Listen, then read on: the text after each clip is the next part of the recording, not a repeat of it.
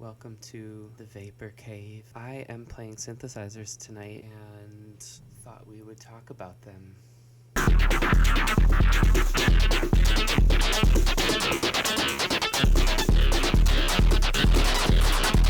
So since I've been gigging a lot this year with modular synthesizers and live hardware, I always end up in a conversation with a friend or like a show attendee about like, oh, how are you using this module, or what does this sound like, or like, what are you sequencing this and that with, how it's made type. And it's always like in the middle of sound check or like setup time where we're kind of all get everybody plugged in appropriately before doors, or it's like after the performance, like when you've already like had to strike your gear for the next DJ, and then you just kind of have to talk about it from memory. I don't know. So had a few people ask if I've ever done like patch videos or like breakdowns on explaining like how I've patched this together and like what I'm doing like to perform with it. And I've never done that before. So I'm gonna try to do that right now. This patch, I think it's kind of easy to explain. It's straightforward, but I'm also quite proud of its elegance. So yeah, I want to just kind of document what is happening there. So I'll take everyone through what this does, like sound by sound, and then how I put it all together in a performance. So let's get into it.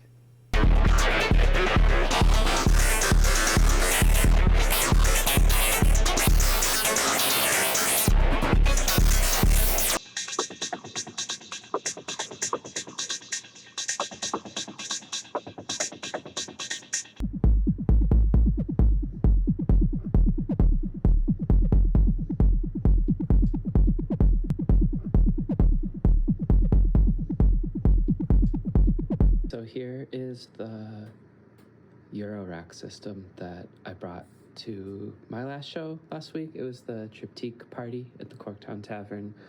I played a B2B set with Ratcon, my bandmate, and this is all I brought. I have the Oxy sequencer, a pedal, and Ableton controller. So this essentially is a 4-voice rhythm sequencing and sound generation box. There are 3 unpitched drum voices and 1 pitched voice, which is sort of a pseudo acid kind of 303 sounding type beat. It's the Detroit Underground circuit bent car plus synth in the middle. And then the 3 other voices are just a kick, a hi-hat, and mine is called the Drum2. It's like it could be the second drum, like a snare. It could be, I'm going to show you it in a few different ways. So basically this instrument is built for performance with another person. I never needed to like put all 4 voices in all at once. When you're B2Bing on live hardware, perhaps one of you is doing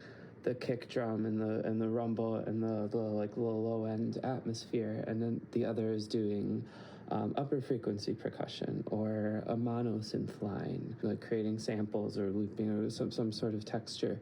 But generally you're not usually both running a kick drum and your own hi-hats, and like you're each running a monosynth, or like you don't have 2 bass lines going on most likely. You want to be able to get out of your partner's way a little bit. So this instrument was sort of designed with that in mind, where there's a few different modes that I can jam on and perform and sort of either guide the energy, ramping up and down, sort of like the drama in the composition. You can participate in those sort of energy arcs and ebbs and flows from a variety of different frequency ranges. So like you can be doing like just the upper frequency, like where the groove is and where the swing data kind of is, or you can be working on the foundation with this, or you can have the melody and you can just be like performing the melody. And when you play for an hour, you're gonna go through moments of all these different places. So yeah, this is meant to be as flexible as possible of an instrument.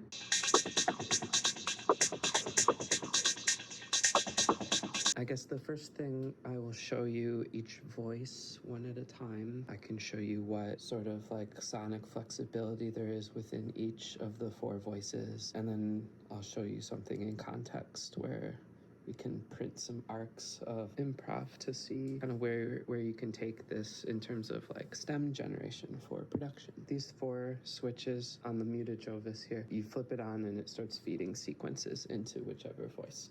So number 1 is hi-hats. And that just lets the signal of the sequence go through and hit the drum. So right now it's receiving something from the oxy, and it's getting colored by a few. Why don't I turn? Okay, there's our hi-hat. That's coming from the oxy right above it. I can mute that up here. In the corner here, this is a grids module. And we can combine both trigger sequences. So here's the pattern coming from the oxy right now. I can add a little bit of spice using the grids here. Generally these knobs are, when they're all the way up, it's full density on the 16th note grid. And the pattern wanes in density as you turn it down. So this is fun to just kind of flip it on and make a fill. Next to it, the Lapsus. This is a really cool module just to create macros.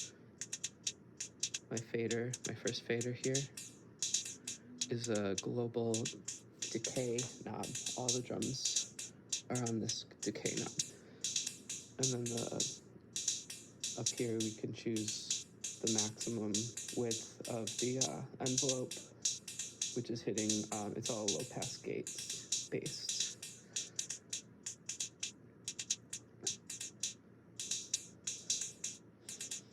And then over here, this is the module itself. It's the proc hi-hat. There's 2 knobs. There's an X knob and a Y knob that sort of cycle through timbre options. So this is where you kind of forge the initial frequency range of the hats here. And then that all goes into the sub-mixer just for the drums, the non-kick drums. This is a general gain knob, and then the whole bus goes through the sisters, which it's a very cool and quirky filter. I don't know if I want to explain the whole thing right now, but it's 3 separate channels that share kind of sculpting parameters. You can get really interesting with the shape of the filter. It's really fun to modulate. The self-oscillation sounds are very interesting too. Okay, I'm giving you a preview of where I'm going to go later in this video. So this is a filter low-key, low filter self-oscillating a little bit on the hi-hat pattern. So it's a really good filter for just sculpting and sound designing. The FM circuit is being modulated here too. Yeah, it's a really fun module. So that is actually part of my hi-hat and upper frequency percussion bus that all goes through the sisters before coming out. And there's also some switches that are being used as an aux out to the Versio, which is running a simple delay type time effect. It's called the Yester Versio, I believe. And over here we have we're just summing the, this is the raw, non-versioed sound of the kick, and then flip the switch on. Vale's channel 1 over here is just this end. And this end gets really expressive along with the sisters. So as you start changing the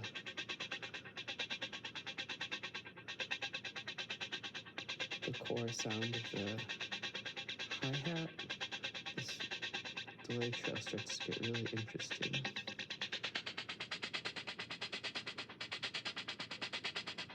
Let's bring back the raw hi-hat now. Okay, so that's the hi-hat and the send effects in the Versio.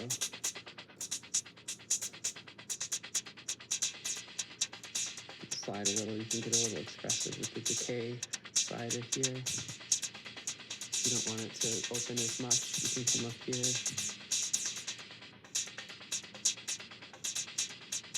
And so muted Jovis also, the reason I leave the audio signals running and just mute and unmute the trigger, so you don't have to worry about cutting off any tails. You can do a little more expression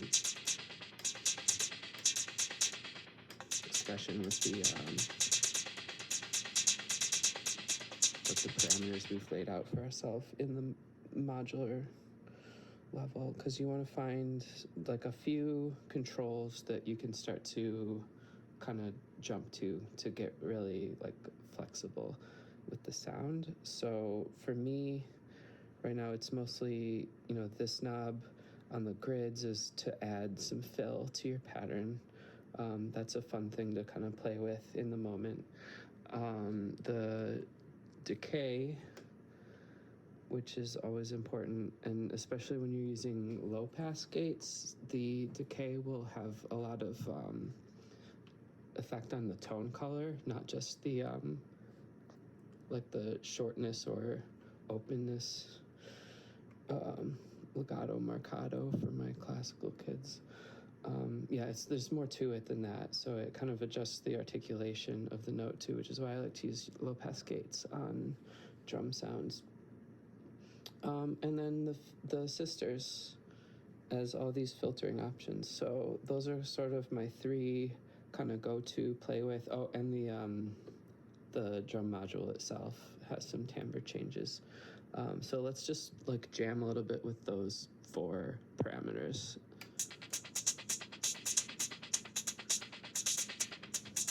We have the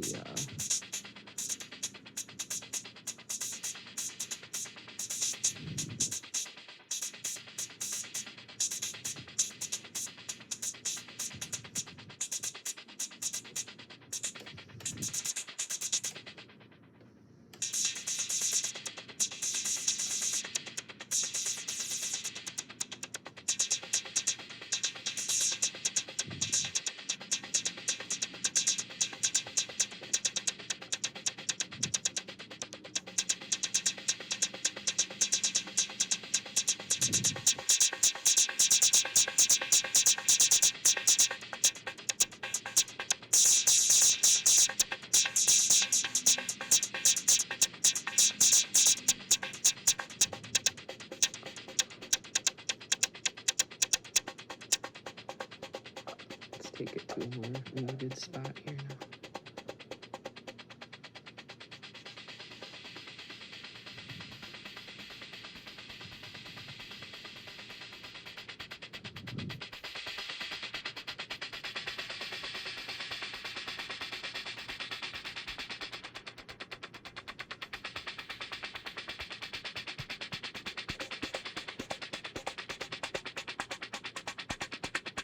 And I like to really just kind of jam on hi-hats.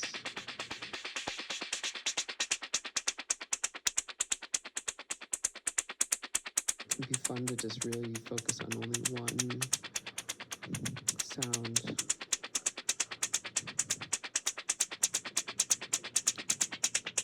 And we're recording this, of course.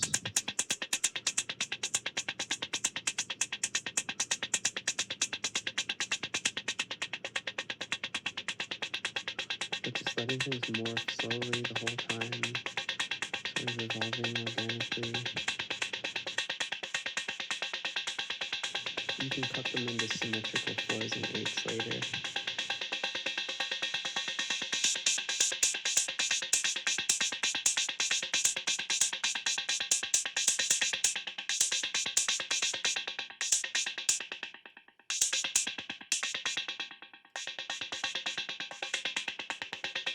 Yeah, so that's kind of the the palette of sounds we're working with and the hi-hat sound. So that's just the first voice of these 4.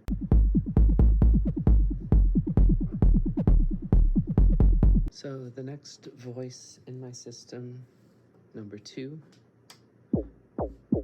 is a module just called the Drum2. It's right here, and it has a number of different algorithms marked by color. And I use this drum in 2 modes. I use it in one way to pair with the hi-hats, and I'll tune it up, and it's a groove creation at that point, or I'll turn it down low, and it can be kind of like a pseudo rumble that pairs with the kick. Oops, wrong voice, this one.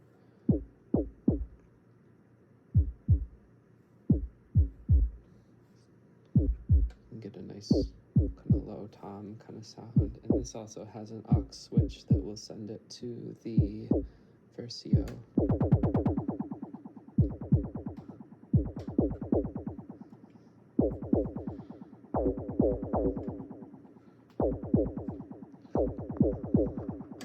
So let's tune that up a bit. I'm gonna go to the white channel because this sounds good with the hi-hat that we just tuned up.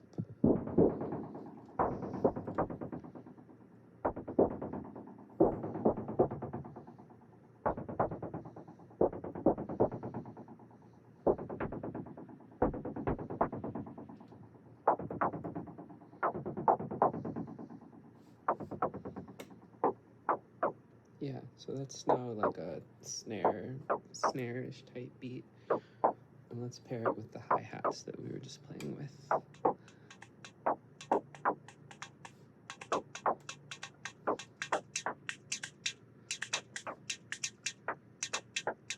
And I love the sisters filter here for how we're kind of sweeping through the character of both drums here.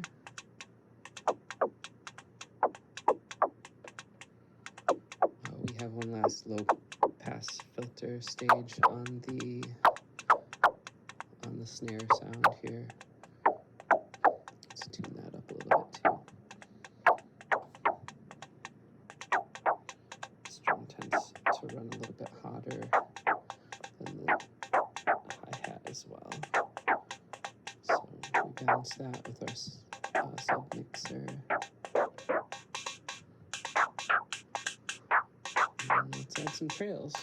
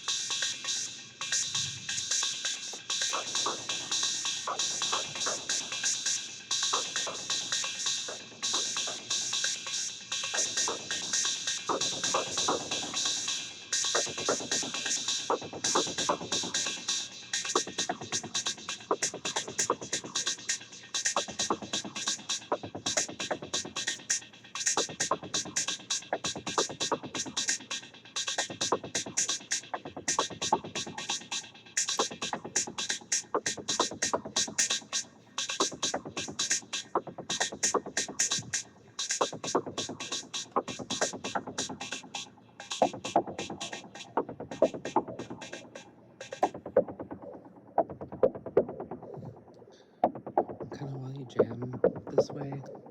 You can be thinking of 4s and 8s.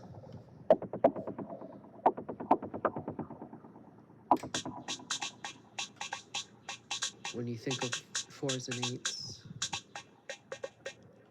and you kind of improvise with those symmetrical arcs,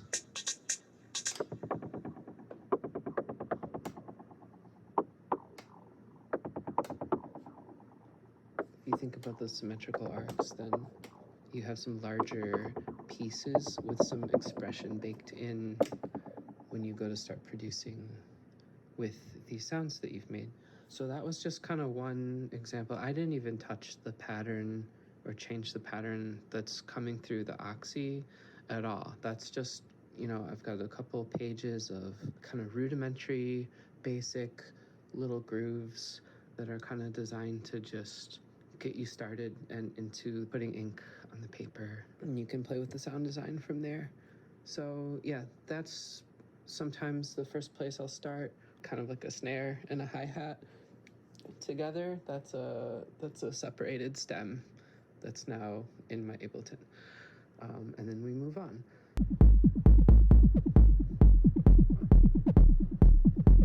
We're gonna go straight to the fourth voice, which is the kick.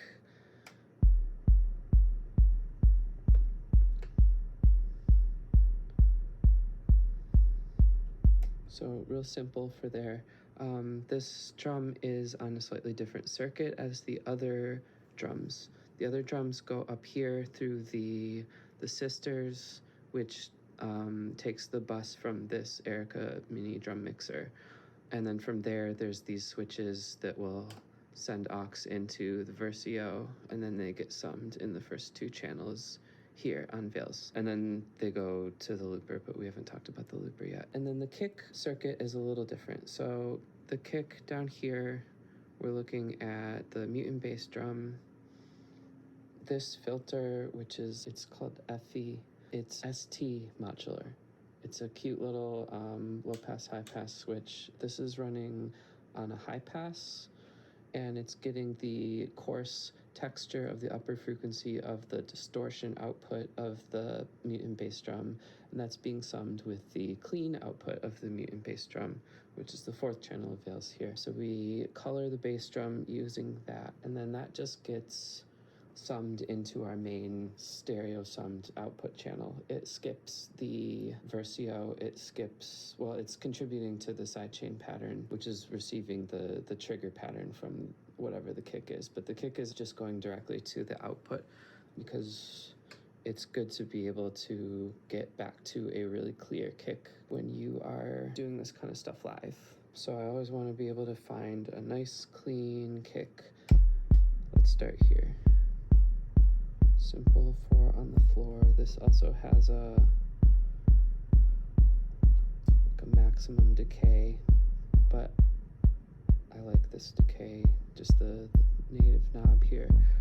And then the Delta V, this is running like a maths type envelope into the pitch CV of the bass drum. So if I pitch this up a little bit, you can hear the pitch shape.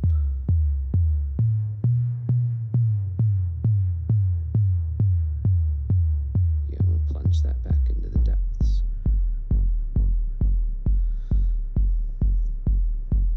A little bit of warble you hear is the Terra Echo pedal that's just off screen up here. Let's turn that up a little bit. I love this pedal as kind of just this warbly, I don't know, it feels really good in techno, and when you're just sculpting voices in like raw sound here. But let's listen to the raw. So this is it, and then we're gonna fade in the high passed distortion.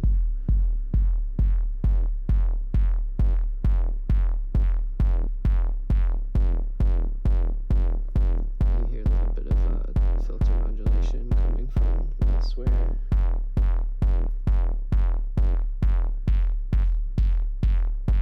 If you start opening all the way down,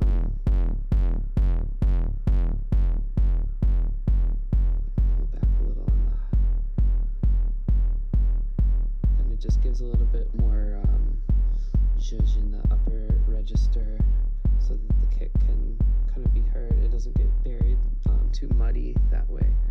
Now let's add a little bit more taro echo again.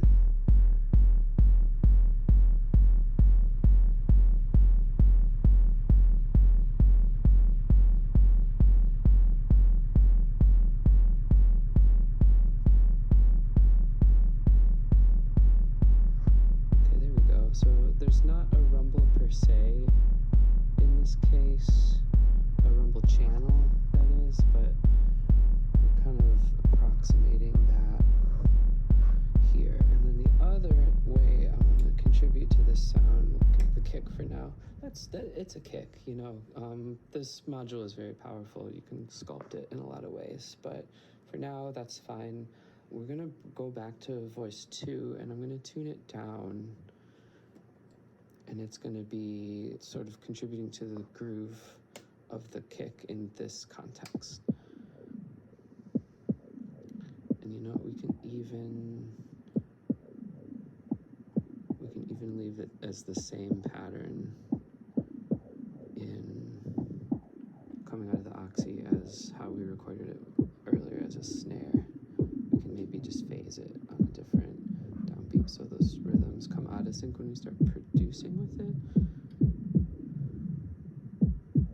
Okay, so this is almost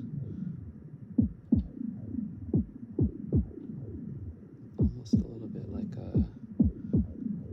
a kick drum in itself. So let's add it with the kick.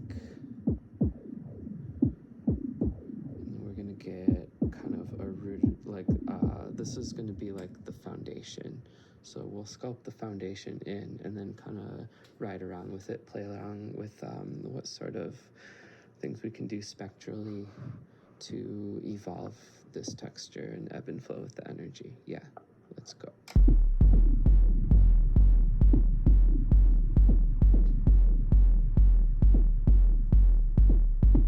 Try this out a little first.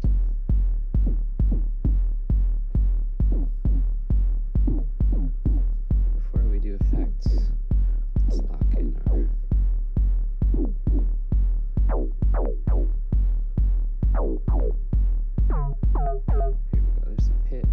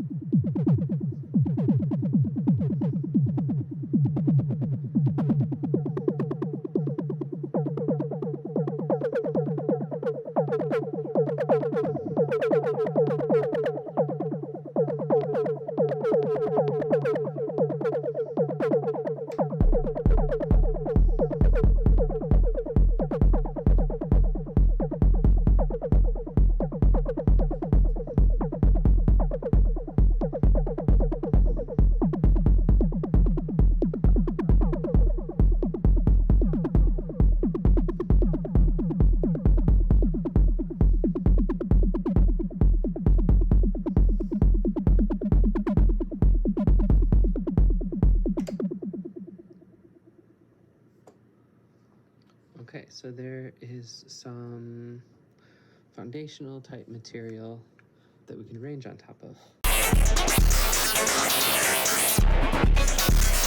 So the last voice in my case is the pitched monosynth sequence, and that's just receiving a permeable pattern from the oxy, and it sounds like this.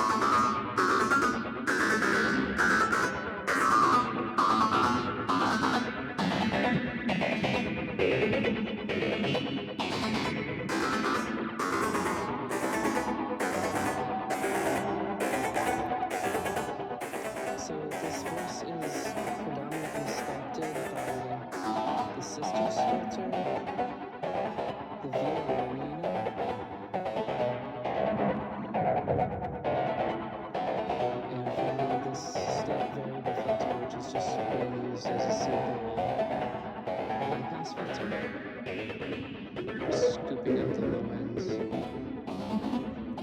Just open. I make it pretty deep. Oh yeah, that's cool.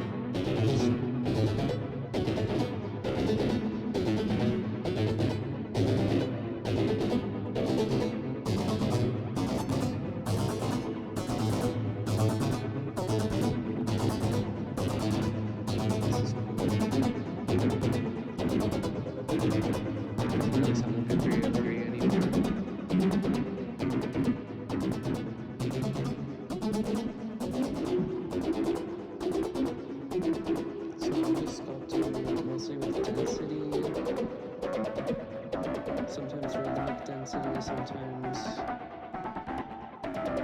like articulation density, and then filters, and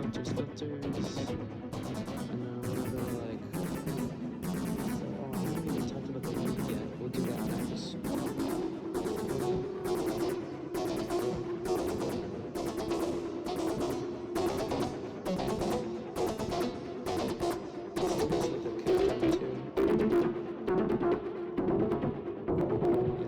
Distortion in this case too.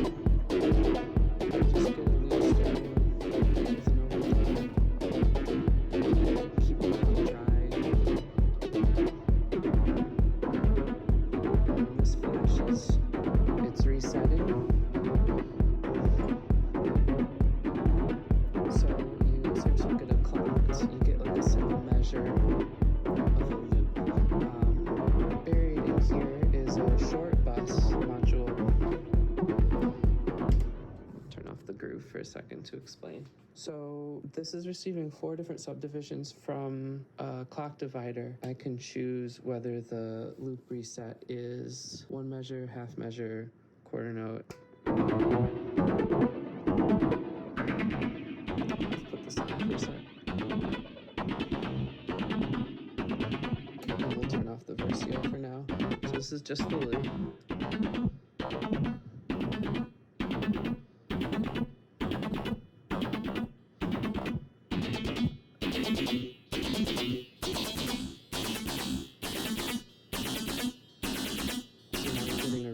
Measure, and it's like almost like a pseudo delay.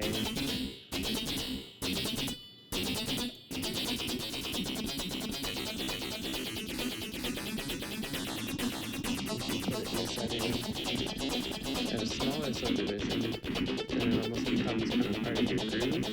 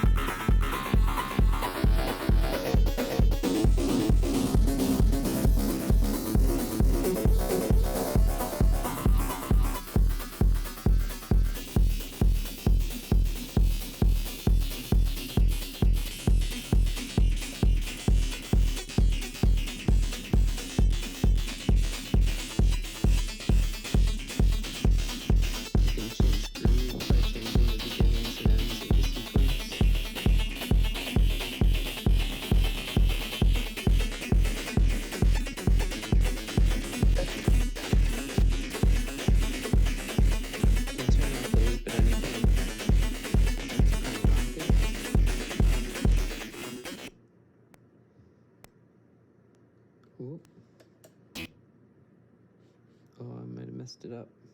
Oh, the feedback's off. Yeah, I screwed it up. We'll go back to the groove. I'm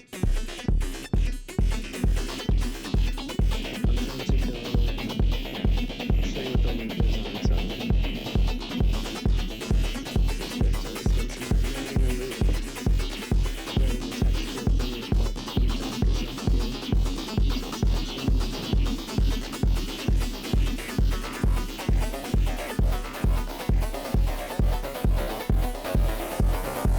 So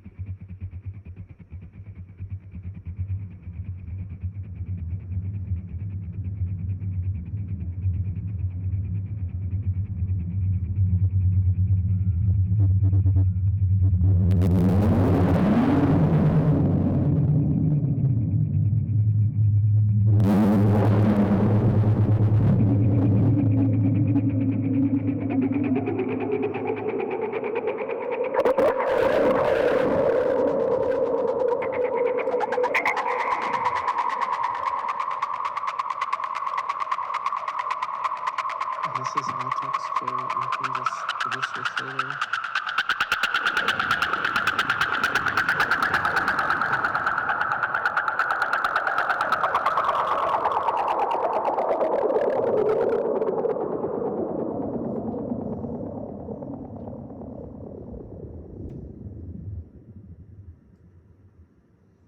Those are the 4 sound sources in this rack. It is a rack with like 8 filters on it, several sources of distortion, but for the most part it's just like no sound sculpting and using all these filters to kind of target different zones that you can then kind of build openness and closedness as means of energy. There's a few little bells and whistles like the loop, a little bit of simple delay that's very like spectral and kind of you can zone in on specific frequencies. The Versio is an interesting delay. Terra Echo up here is iconic, of course. And then, that's it. It's a really simple system, but it's super fun to play, as evidenced by just recording all this. I'm just kind of cruising on these jam segments, showing all the places that these sounds can go. It's a really fun, expressive instrument to kind of, you can feed off the crowd with it a little bit, any sort of energy level or direction you want your set to go. It's very flexible with playing with others because you can always do one thing in a very specific frequency range and have a lot of control over sound sculpting and morphing. So there's always space for you in like a group jam. In fact, I need to try running this and just like a standard CDJ or something. See if I can play with this with real tracks, produced tracks. Yeah, all that said, it does have its drawback is it's a little harder to play solo with just this because it is, there's a lot to do to sculpt each voice. And if you're doing 4 all at once, especially with a shared filter system like the Sisters and this bus, it can turn to mush really fast if you're not careful. So I like to just focus on 1 or 2. If I were to play solo with this instrument, I might add something else and go in a slightly different direction. But if I can count on my bandmate to always have some groove of his own going, and I can trust Ratcon to always do that, it becomes a really fun kind of jammable instrument.